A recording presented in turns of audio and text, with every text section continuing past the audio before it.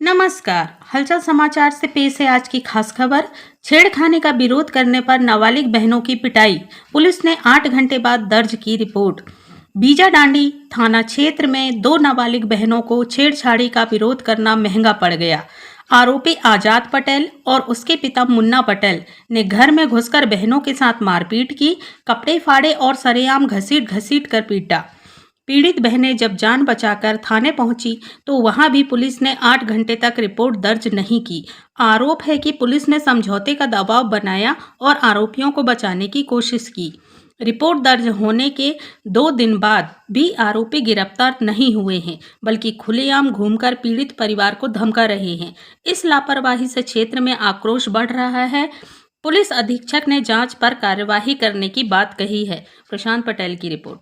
सुबह 12:30 बजे गए थे, पर हमारी कोई FIR दर्ज नहीं कर रहे थे। कह रहे थे बैठो बैठो, अभी आवेदन दो, फिर कोई FIR नहीं लिखते। पहले आवेदन लेते हैं, लिख ही नहीं रहे थे। और हमारे बाजू वो कम्मू पटेल लोग हैं, आजाद पटेल, उनमें से हम कहे सालों ने मारे, पर एक का बस नाम लिखे, तीनों का हटा दिए हैं। हमारी बात ही नहीं सुन रहे, कहते थे इतना नहीं लिखेंगे। और मेरे साथ ये लड़की थी शुरू से आखिरी तक, उसका भी नाम हटा दिए, कहते नहीं इनका नहीं लिखा जाएगा, तुम इन लोगों का बस लिखा जाएगा। क्या विवाद क्यों, क्या कह रहे, क्यों मार रहे थे? वो बहुत बुरी बुरी गाली दे रहा था और घर के अंदर घुस गया था सीधे मारने के लिए। अभी तक गिरफ्तारी हुई उनकी? नहीं हुई है, तुरंत ही उनको भिजा दिया। पहले उनकी रिपोर्ट लिखी गई, फिर हमको बैठा रखा गया।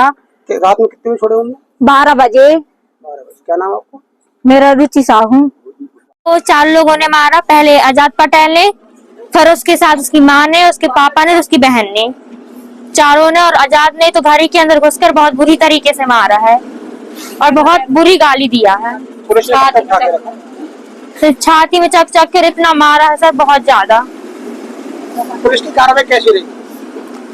वो लोग गए तो उनकी रिपोर्ट लिख ली गई, और हम लोग गए तो हमारी रिपोर्ट नहीं लिखी गई और हम लोग को बाहर बैठा दिया गया। कितने बजे थे आप?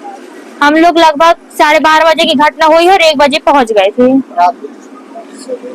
शाम कितने बजे आए थे? 12:30 बजे रात को मेरे को मारा था। फिर पीछे से उसके पापा आज बाप आया था, फिर उसने भी लट पकड़ा हुआ है, बोलता है इसको मारो। कह के फिर गाँव के लोग रहे, किसी ने नहीं छुड़ाया। मेरी बड़ी बहन को भी उसने घसीट घसीट मार। सब लोग हम लोग चिल्लाते रहे बचाओ बचाओ, कोई नहीं आया। और उसके पिताजी आ रहा है, कहते और मारो लठिया लेके। और पूरे गाँव का जितने भी लोग रहे सपोर्ट दी। फिर मैं रोड साइड आई, इस साइड आई, फिर वो यहाँ से महिला लोग गई, फिर उन्होंने बचाव की। फिर मेरे कपड़े भी फाड़ दिए गए रहे। फिर मैंने बोली भैया कपड़े मत फाड़ो। फिर हम लोग वहाँ पर पहुंच गए रहे, 12-12:30 बजे करीब पहुंच गए रहे। फिर हम लोग की रिपोर्ट, पहले उनकी रिपोर्ट लिख दी गई है, फिर हम लोगों की रिपोर्ट लिखी गई है। कितने बजे रात में आपको?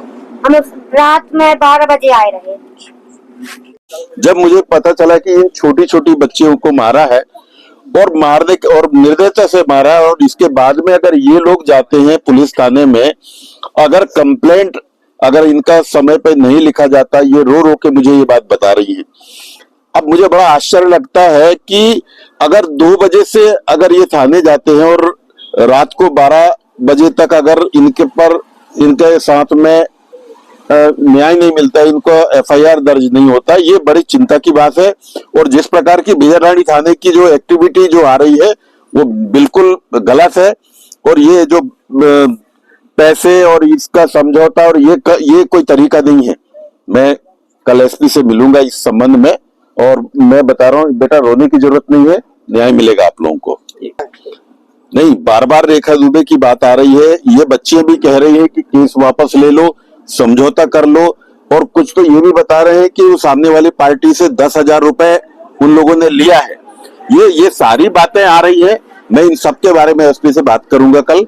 और ये कोई तरीका नहीं है कि इस टाइप की अराजकता बीजाडांडी थाने में हो। क्षेत्र में दहशत का माहौल है। लोग तो बोलते हैं कि जो जुल्म करता है पुलिस के आगे उनकी दहशत रहती है, यहाँ तो पुलिस के आगे लोगों के अंदर डर भरा हुआ है। ये तो गलत बात है। पहले सर उनकी इस संबंध में जब थाना बीजाडांडी से चर्चा की गई है और इसमें SDOP वालरे साहब को भी निर्देशित किया गया कि उसमें और तथ्यों का संज्ञान लेंगे। लेकिन जो प्रथम दृष्टया बात आ रही है उसमें जो बालिका के द्वारा लिखित में शिकायत की गई है उसके आधार पर अपराध दर्ज हुआ है। और इसमें उन्होंने पूर्व में पहले मारपीट की बात करी थी और फिर तत्पश्चात उसमें छेड़छाड़ की बात भी आई है। तो इन सभी बिंदुओं को संज्ञान में लेने के पश्चात विवेचना को आगे बढ़ाया जाएगा। इस संबंध में जो बालिकाओं के द्वारा बात की गई वो वीडियो के माध्यम से पता चली। हालांकि लिखित में ऐसी कोई भी शिकायत हमारे पास अभी इस वक्त तक नहीं आई, लेकिन जो मौखिक बात आई और जो वीडियो आया है उसके आधार पर ही एसडीओपी साहब को निर्देशित भी किया गया है और वो सभी बिंदुओं को और सीसीटीवी के आधार पर कि कब परिजन पहुंचे थे, कब बालिकाएं पहुंची थी और किन परिस्थितियों में, अगर कभी कुछ लेट हुआ है तो किन परिस्थितियों में लेट हुआ है और कौन जिम्मेदार है, इसका निर्धारण करके उनके ऊपर कार्रवाई की जाए।